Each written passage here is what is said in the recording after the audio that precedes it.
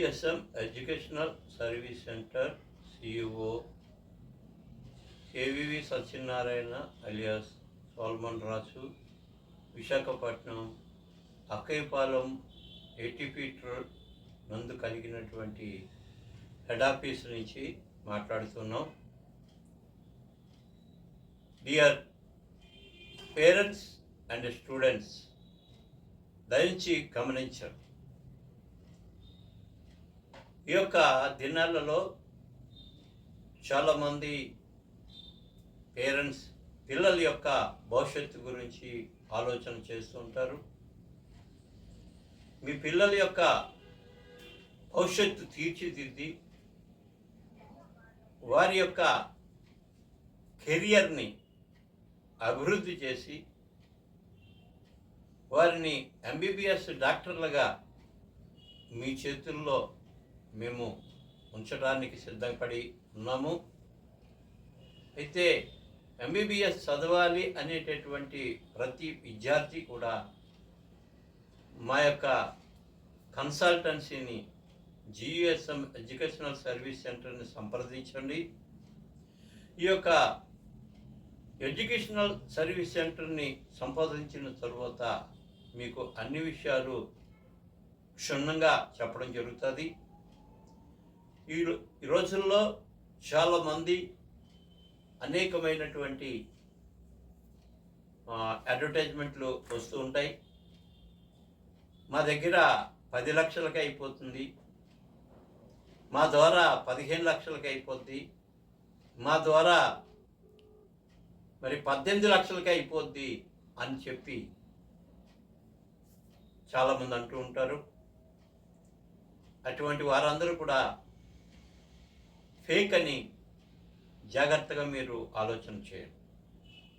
ఎందుకంటే కేవలం university tuition fee మాత్రమే మీకు ఇప్పుడున్నటువంటి డాలర్ రేటుని బట్టి, యూనివర్సిటీ కంట్రీస్ని బట్టి, యూనివర్సిటీస్ని బట్టి మీకు ఫీజులు పెంచబడతాయి.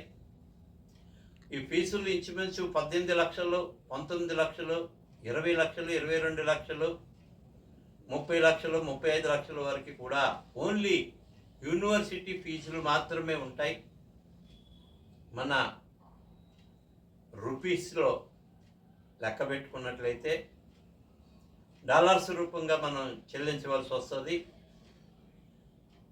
మరియు ఈ యొక్క యూనివర్సిటీల్లో అబ్రాడ్ వెళ్ళి MBBS చదవాలి అనేటటువంటి ప్రతి ఒక్కరు కూడా గమనించవలసిన విషయం, వారు ఉండడానికి హాస్టల్ సౌకర్యాలు, వాళ్ళు తినడానికి మెస్ సౌకర్యాలు కూడా అక్కడ చూసుకోవాలి. సౌత్ ఇండియా ఫుడ్డు కొన్ని మెస్సుల్లో ఉంటాయి, హాస్టల్లో ఉంటాయి. కొన్ని మెస్సుల్లో ఆంధ్ర ఫుడ్ ఉంటుంది, కొన్ని చోట్ల ఇండియన్ ఫుడ్ ఉంటుంది. వీళ్ళరా కనుక గమనించి ఈ యొక్క మరి ఖర్చులను కూడా మీరు లెక్క వేసుకోవాలి. తరువాత అక్కడ ఉండేటటువంటి విద్యార్థులకి మెడికల్ ఇన్సూరెన్స్, వీసా ఎక్స్పెన్సెస్ ఇలాంటి ఖర్చులు ఉంటాయి. ఇంకా హాస్టల్స్లో కొన్ని ఖర్చులు ఉంటాయి. అవన్నీ కూడా గమనించి అవన్నీ కూడా మీరు గ్రహించి లెక్కలు వేసుకోవాలి. ప్రతి రూపాయి కూడా లెక్క వేసుకున్నట్లయితే మనకి ఎంత అవుతుంది అన్నది పూర్తిగా ఒక బడ్జెట్ అన్నది వస్తుంది. ఆ బడ్జెట్ ఇంచుమించు మీకు ఒక 18 లక్షలు యూనివర్సిటీ ఫీజు ఉంటే ఇంచుమించు మొత్తం అంతా కలిపి మీరు ఇండియా మళ్ళీ విద్యార్థి తిరిగి వచ్చేసరికి ఒక 30 లక్షలు, 35 లక్షలు అవ్వచ్చు. మరి ఒక ఫ్లైట్ టికెట్స్ మళ్ళీ సపరేట్గా మీరు లెక్కేసుకోవాల్సి వస్తుంది. కనుక ఈ ఖర్చులన్నీ కూడా పేరెంట్స్ లెక్కేసి ఒక బడ్జెట్ తీసుకుంటే విద్యార్థి చదివించగలమా లేదని పేరెంట్ మరి గుర్తెరిగి ఆ విషయంలో ఆలోచించి ఫ్యామిలీ మొత్తం ఒక డెసిషన్ తీసుకోవచ్చు. మీకు 35 లక్షలు అవనివ్వండి, 30 లక్షలు అవనివ్వండి, బ్యాంక్స్ వారు ఇండియాలో మరి ఎడ్యుకేషన్ లోన్ సౌకర్యం ఇస్తున్నారు. అక్కడ మీరు education loan, mortgage education loan పొందుకోవచ్చు. విషయాల్లో మీరు ఆలోచన చేసినట్లయితే మరి ప్రియులరా, అన్ని విషయాల్లో కూడా మేము సహాయం చేస్తూ ముందుకు వెళ్తూ ఉంటాం. కనుక మరి అనేక విషయాలు అనేక మంది మాట్లాడుతున్నప్పుడు అవేమీ కూడా నమ్మకుండగా పూర్తి బడ్జెట్ ఎంత అవుతుందని ఒక కన్సల్టెన్సీ ఆఫీస్కి వెళ్ళి ఆ కన్సల్టెన్సీ ఆఫీసులో మీరు కనుక్కున్నట్లయితే పూర్తి బడ్జెట్ ఇస్తాం. మేము బడ్జెట్ ఇచ్చి మిమ్మల్ని నడిపిస్తుంది. కనుక ఈ యొక్క చెప్పిన విషయాల్ని మీరు గమనించి గ్రహించి ముందుకు వెళ్ళండి బడ్జెట్ విషయంలో.